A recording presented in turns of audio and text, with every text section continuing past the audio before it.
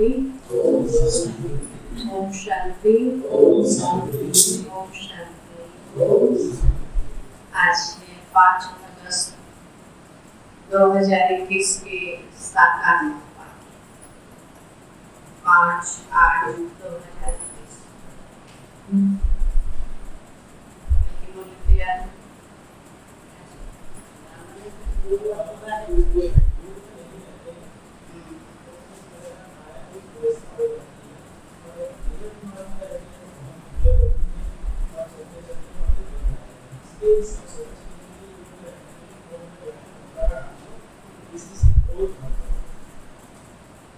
योग क्रोध नहीं बाबा ने विशेष बोला कि योग से विक्रम विनाश होंगे तभी महाउच्च पद मिलेगा, वरना योग नहीं लगाएंगे तो सजा भी खाएंगे और पद भ्रष्ट हो जाएगा।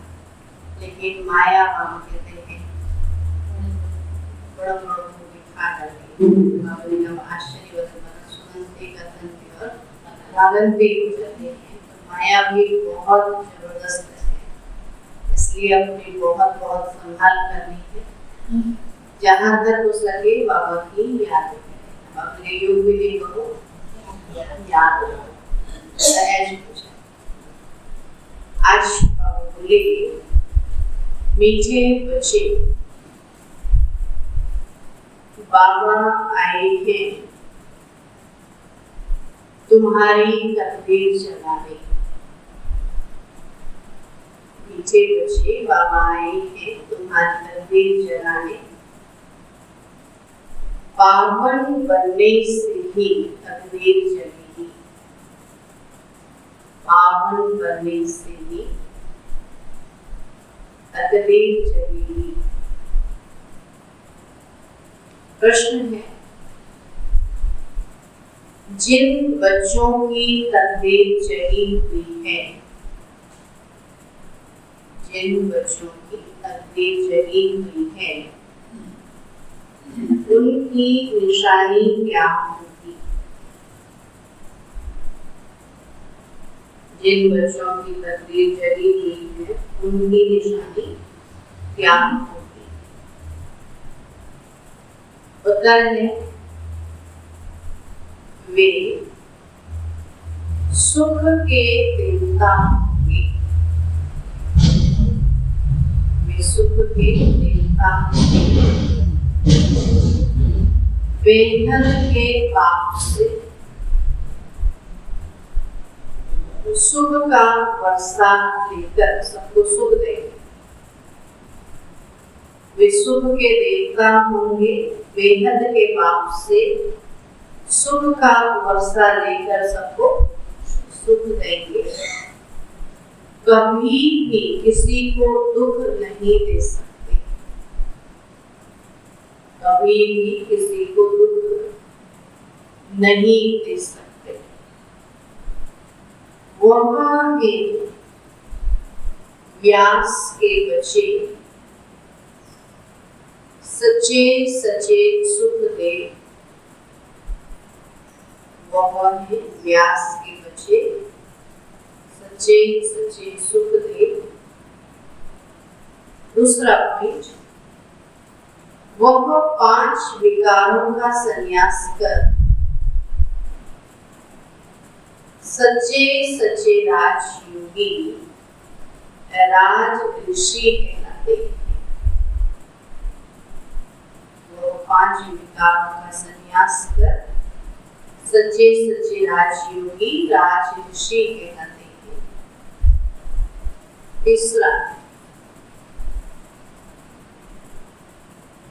उनकी अवस्था एक रस रहती है।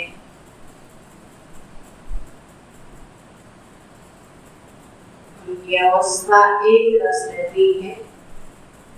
उन्हें किसी भी बात में रोना नहीं आ सकता। उन्हें किसी भी बात में रोना नहीं आ सकता। उनके लिए ही कहते हैं मोहजी। उनके लिए ही कहते हैं मोहजी। गीत है तकदीर जगा कर आई हूँ, एक नई दुनिया बसा कर लाई। ओम शांति। गीत की एक लाइन सुन करके भी मीठे मीठे बच्चों के रोमांच खड़े हो जाने चाहिए। है तो कॉमन ही, परंतु इनका साथ और कोई नहीं जानते। तो बात ही आकर हर गीत शास्त्र का अर्थ समझाते हैं। तो मीठे मीठे बच्चे यह भी जानते हैं कि कलयुग में सबकी तकदीर सोई हुई है। कलयुग में सबकी तकदीर सोई हुई है और सतयुग में तकदीर जगी हुई रहती है। तो सोई हुई तकदीर को जगाने वाला और मत देने वाला अथवा तकदीर बनाने वाला एक ही बाप है। तो वही बैठ बच्चों की तकदीर जगाते, बच्चों को भी जगाते तो बच्चों की तकदीर को जगाते। जैसे बच्चे पैदा होते हैं और तकदीर जग जाती है। जिस घर में बच्चा पैदा होता है क्या कहते हैं, भाग्यवान है जितने बड़े घर में जन्म लिया। पैदा होने से तकदीर, ऐसे हम भी बाबा के बने तो हमारी तकदीर को क्या हो जाग गई ना। इतना बड़ा भगवान हमको मिला, इसको सारी दुनिया खोज रही है, बैठकर हमको पढ़ाता है। तो बाबा के बनते ही हमारी तकदीर जग गई। बाबा कहते हैं बच्चा जन्मा और उनको यह पता चल जाता है कि हम वारिस जल्दी पता नहीं चलता। 5-6 वर्ष के बाद बच्चे को समझ आती है कि हम वारिस हैं। लेकिन यहाँ तो हम बाबा के बनते ही समझदार हैं, लेकिन फिर भी यहाँ माया क्या करती है, आ जाती है। अब कहते बच्चे को पता चल जाता है कि हम वारिस हैं और हूँ यह बेहद की बात है।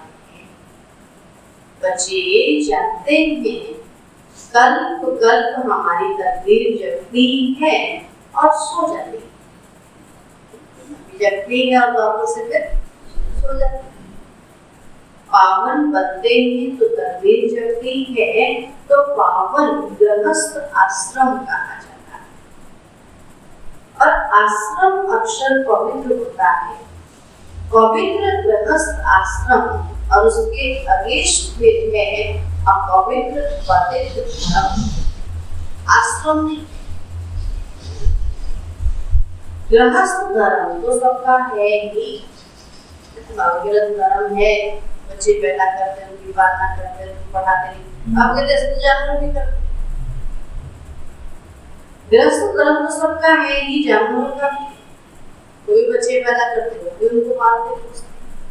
लेकिन जानवरों और मनुष्यों में क्या अंतर है? जानवर बच्चों को पालते पोसते और छोड़ देते, मनुष्य पकड़े रहते हैं।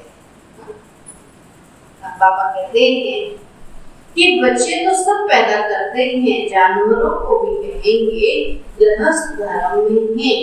अब बच्चे जानते हैं हम स्वर्ग में पवित्र गृहस्थ आश्रम में थे, देवी देवता थे, तो उन्होंने महिमा भी गाते हैं। सर्वगुण संपन्न 16 कला संपूर्ण संपूर्ण निर्विकारी। अब कहते तुम खुद में गाते, अभी समझते हो हम मनुष्य से सो देवता फिर से बन रहे। तो देवी देवताओं का धर्म है और फिर ब्रह्मा विष्णु शंकर को भी देवता है। ब्रह्मा देवताय नमः, विष्णु देवताय नमः, फिर शिव के लिए कहेंगे शिव परमात्माए। फर्क हुआ। तो शिव और शंकर को एक कह नहीं सकते। पत्थर बुद्धि थे, अभी बन रहे हैं। अब ये भी पारस बुद्धि बन रहे हैं। देवताओं को पत्थर बुद्धि नहीं है। भले वहाँ ज्ञान नहीं सुनते, लेकिन फिर भी समझदार है। जैसे बच्चे हैं, पढ़ाई नहीं करते, स्कूल नहीं जाते, लेकिन फिर भी बड़ों से ज्यादा समझदार मिला के रहते हैं। तब बाबा कहते हैं देवताओं को तो पत्थर बुद्धि नहीं कहेंगे। फिर ड्रामा प्लान अनुसार रावण राज्य होने से पुनः सीढ़ी उतरनी है। पारस बुद्धि से पत्थर बुद्धि बनना है तो सबसे बुद्धिमान बनाने वाला तो एक ही बाप है। तो तुमको पारस बुद्धि बनाते हैं तो तुम यहाँ आते हो पारस बुद्धि मंदिर। पारस नाम के भी मंदिर, वहाँ मेला लगता है, परंतु यह किसी को पता ही नहीं कि पारस नाम कौन है। वास्तव में पारस बनाने वाला तो एक बाप ही है। तो वह है बुद्धिवानों की बुद्धि। तो यह तुम बच्चों की बुद्धि के लिए खुराक है। ज्ञान क्या है? जैसे शरीर को खुराक देते हैं, ऐसे आत्माओं के लिए बाबा कहते एक ज्ञान भी है, खुराक है।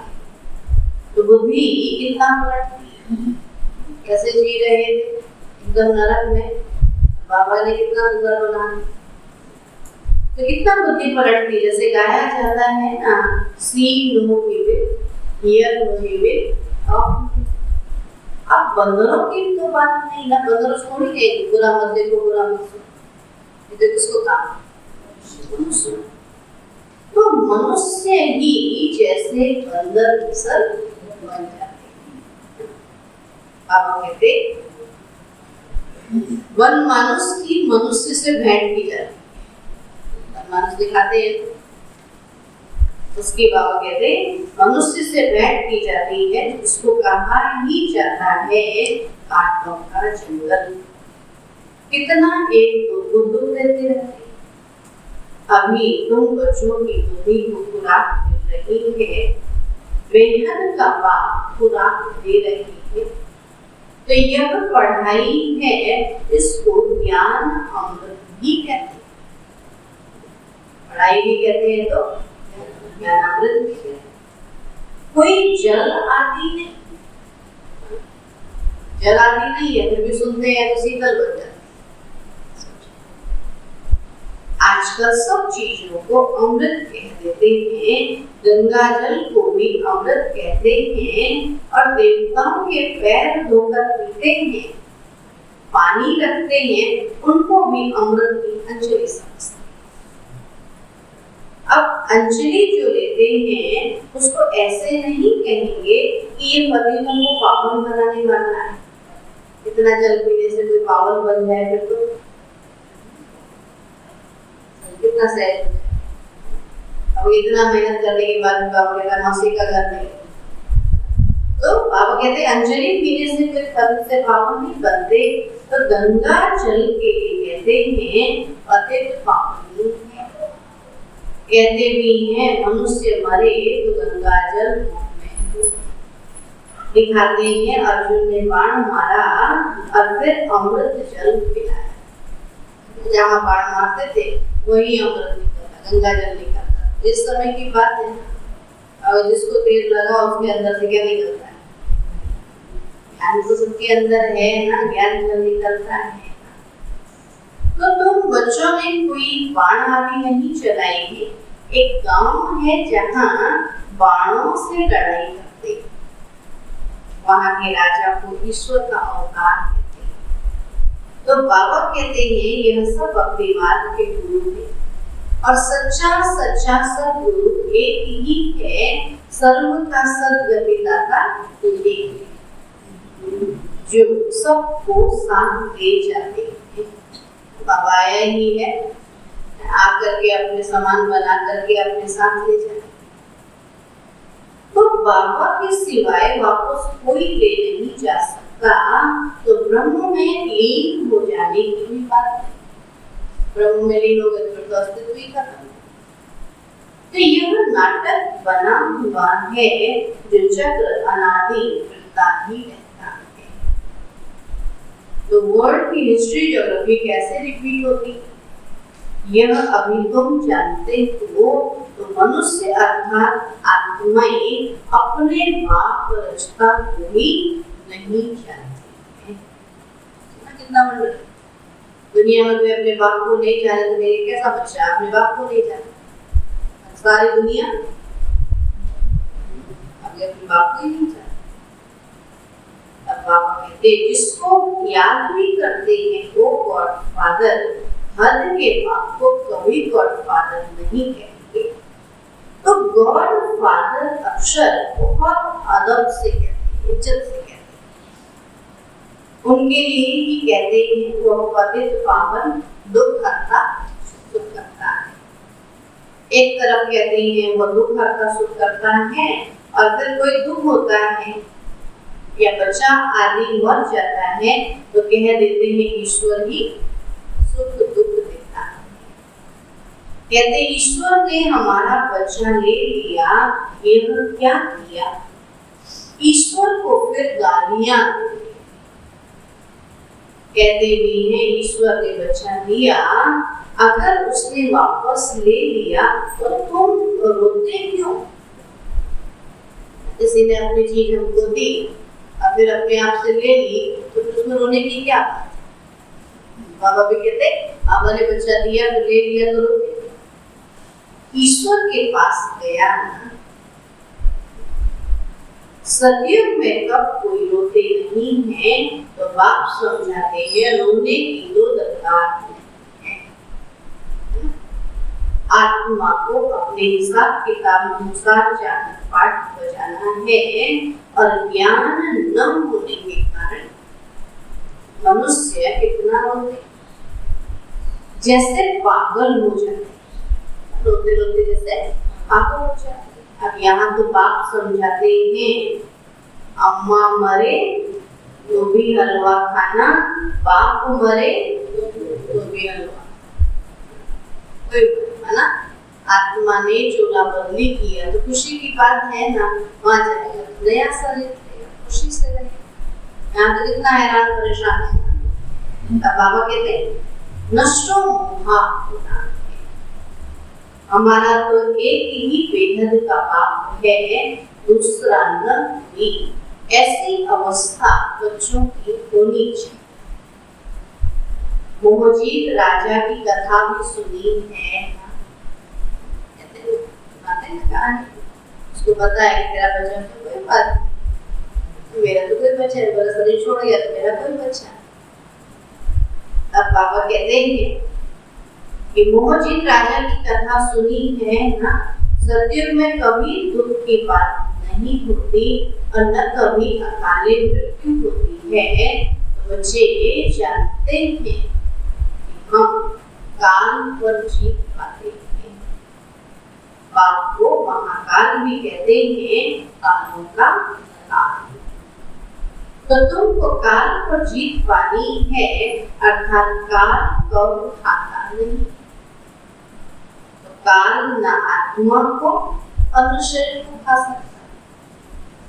आत्मा एक शरीर छोड़ दूसरा देती, चूल्हा बत्ती, उसको कहते हैं काल खा गया, बाकी काल कोई चीज नहीं।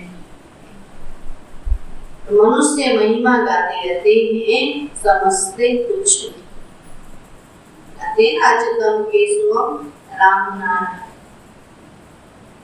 बाबा समझाते हैं यह 5 विकार तुम्हारी बुद्धि को कितना खराब करते हैं।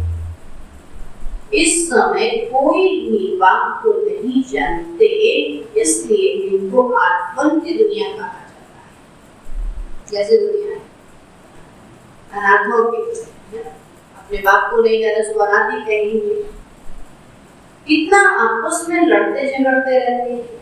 ये सारी दुनिया बाबा का घर है ना, तो बाप सारी दुनिया के बच्चों को पतित से पावन बनाने आते। आधा कल बरोबर पावन दुनिया थी ना।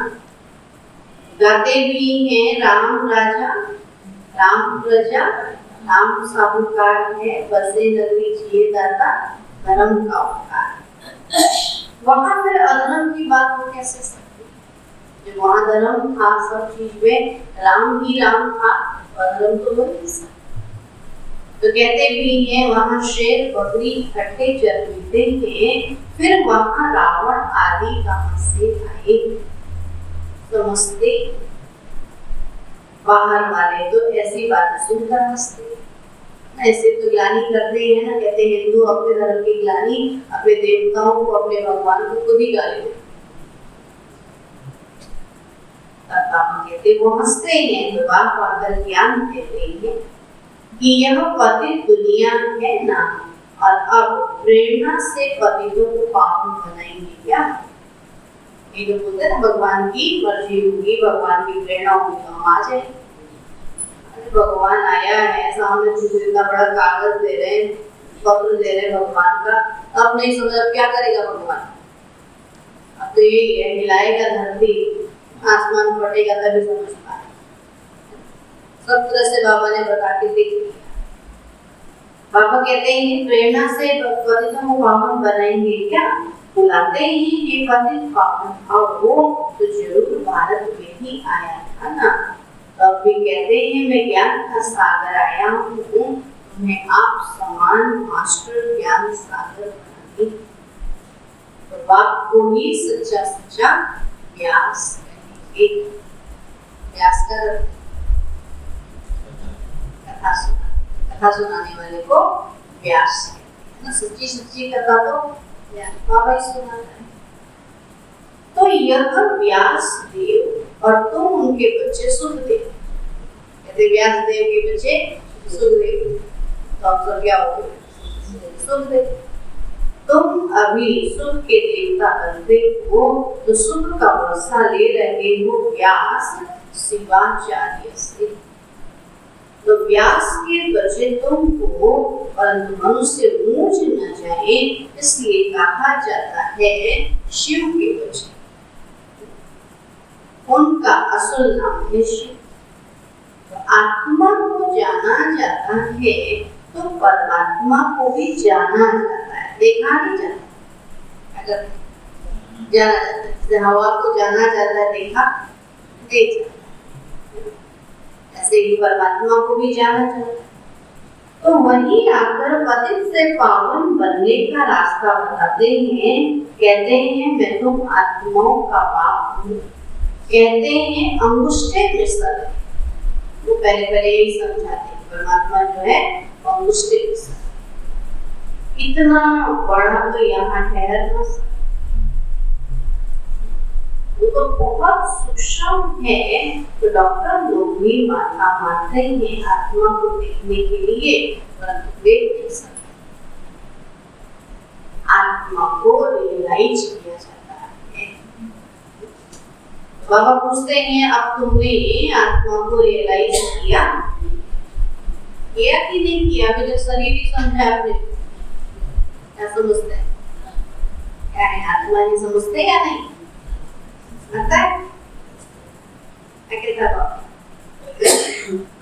इतनी छोटी सी आत्मा में अविनाशी पाठ लिखा हुआ है, जैसे रिकॉर्ड है। कैसेट कितना अभी देख रहे हैं ना, पहले इतना बड़ा कैसेट होता था, छोटा हुआ, अभी होते होते इतना ऊंची बात है। तब बाबा कहते हैं ऐसे ही आत्मा कितनी बहुत सूक्ष्म है, जिसमें 84 जन्मों का पाठ।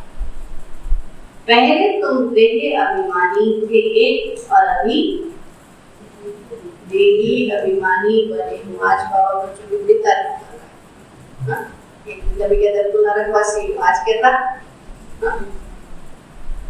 पहले बाबा ने कहा तुम क्या हो, समझदार हो, भारत बन रहे हो। अब कहता पहले थे अभिमानी थे, अभी देही अभिमानी बने। तुम जानते हो हमारी आत्मा 84 जन्म कैसे लेती रही है, उनका एंड नहीं होता। कोई पूछते हैं ये ड्रामा कब से शुरू हुआ, परंतु यह तो अनादि है, यह कभी विनाश को नहीं पाता। इनको कहा जाता है बना बनाया अविनाशी वर्ल्ड ड्रामा। वर्ल्ड को भी तुम जानते हो, जैसे अनपढ़ बच्चों को पढ़ाई दी जाती है, ऐसे तुम बच्चों को बाप पढ़ा रहे हैं। अभ्यास क्या अनपढ़ थे, अज्ञानी थे, कुछ नहीं जानते थे ना बाबा। आत्मा ही शरीर द्वारा बढ़ती है, तो यह है पत्थर बुद्धि के लिए फूल। भोजन है, बुद्धि को समझ मिलती है तो तुम बच्चों के लिए ही बाबा ने चित्र बनवाए हैं, बहुत सहज है। त्रिमूर्ति ब्रह्मा विष्णु शंकर, और अब ब्रह्मा को त्रिमूर्ति क्यों कहते हैं? देव देव महादेव एक दो के ऊपर कहते, ब्रह्मा विष्णु से बड़ा, विष्णु कहते ब्रह्मा बड़ा, ब्रह्मा कहते शिव बड़ा, शिव कहते एक दूसरे को बड़ा कहते हैं। देव देव महादेव एक दो के ऊपर रखते, अर्थ कुछ भी नहीं जानते। अब ब्रह्मा कैसे हो सकता जबकि ब्रह्मा को प्रजापिता कहा जाता है? तो सूक्ष्म वतन में वह देवता कैसे हो सकता है? वो तो धरती का है, तो प्रजापिता तो यहाँ होना चाहिए। तो यह बातें कोई भी शास्त्र में है ही। तो बाबा कहते हैं मैं इस शरीर में प्रवेश कर इनके द्वारा तुमको समझाता हूँ। ब्रह्मांड में प्रवेश करके ब्रह्मा द्वारा तुमको समझाता, इनको अपना रथ बनाता हूँ और इनके बहुत जन्मों के अंत में मैं आता हूँ। तो यह भी 5 विकारों का संन्यास करते हैं। तो संन्यास करने वाले को योगी ऋषि कहा जाता है। अब जो संन्यास करे घर बार का नहीं, इसका 5 विकारों का, बुराइयों का संन्यास करे उसको ऋषि कहा जाता है। तो घर बार का संन्यास कर देता तो संन्यासी ऋषि। बाबा कहते कि 5 विकारों का संन्यास करते हैं और संन्यास करने वालों को योगी ऋषि कहा जाता।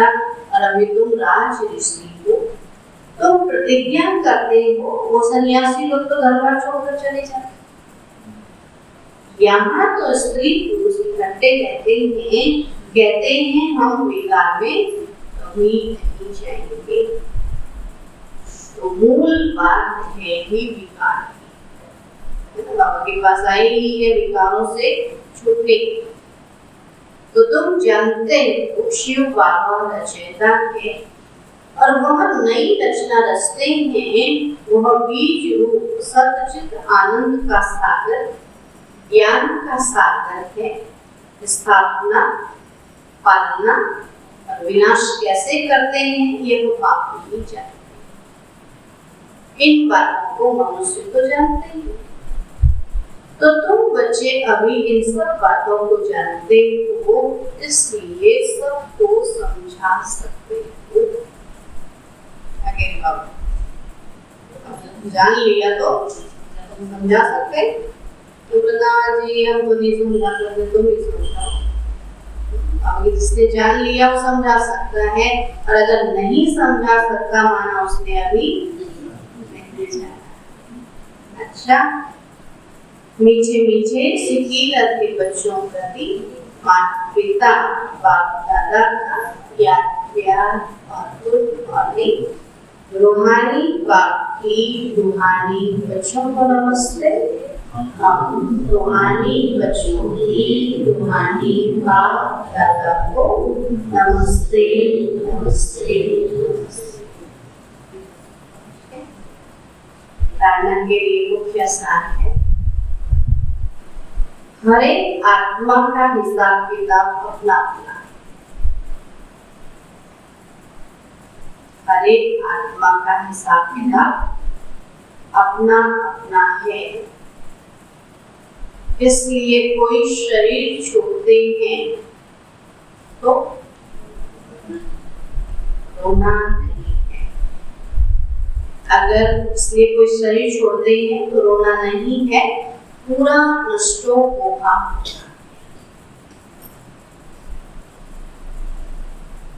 पूरा नष्टो होगा बना है। बुद्धि में रहे हमारा तो एक बेहद का बाप, दूसरा न हो। बुद्धि में रहे हमारा तो एक बेहद का बाप, दूसरा न हो। दूसरा पॉइंट है 5 विकार जो बुद्धि को खराब करते हैं उनका त्याग करना है। 5 विकार जो बुद्धि को खराब करते हैं उनका त्याग करना है। सुख का देवता बन सबको सुख देना। सुख का देवता बन सबको सुख देना है। किसी को दुख नहीं देना। किसी को दुख नहीं देना। आज का वरदान है रहम की दृष्टि द्वारा घृणा दृष्टि को समाप्त करने वाले नॉलेजफुल भाव। रहम की दृष्टि द्वारा घृणा दृष्टि को समाप्त करने वाले नॉलेजफुल भाव। बाबा कहते हैं जो बच्चे एक दो के संस्कारों को जानकर संस्कार परिवर्तन की लगन में रहते हैं, कभी यह नहीं सोचते कि यह तो है ही ऐसा, उन्हें कहेंगे नॉलेज। वे स्वयं को देखते और निर्विघ्न रहते हैं। उनके संस्कार बाप के समान रहम दिल के होते हैं। रहम की दृष्टि घृणा दृष्टि को समाप्त कर देती है। जब हर एक के ऊपर रहम करेंगे तो किसी से घृणा नहीं करेंगे। रहम की दृष्टि घृणा दृष्टि को समाप्त कर देती है। ऐसे रहम दिल बच्चे कभी आपस में खिटखिट नहीं करते। वे सपूत बनकर सबूत देते। सपूत बनकर सबूत देते। स्लोगन है सदा परमात्मा चिंतन करने वाले ही। सदा परमात्मा चिंतन करने वाले ही बेफिक्र वास्ता हैं। उन्हें किसी भी प्रकार की चिंता नहीं हो सकती। भगवान का चिंतन करते तो फालतू चिंता तो नहीं करें। सदा परमात्मा चिंतन करने वाले ही बेफिक्र वास्ता हैं। उन्हें किसी भी प्रकार की चिंता नहीं हो सकती। चिंता साथी भगवान है, उनको किस बात की चिंता। मातेश्वरी जी के अनमोल महावाक्य अखंड ज्योति तत्व साइलेंस लॉज और साकारी दुनिया प्लेग्राउंड है। परम नाम जो है अखंड ज्योति तत्व जो है वो साइलेंस लॉज है और ये साकारी दुनिया जो है वो प्लेग्राउंड है।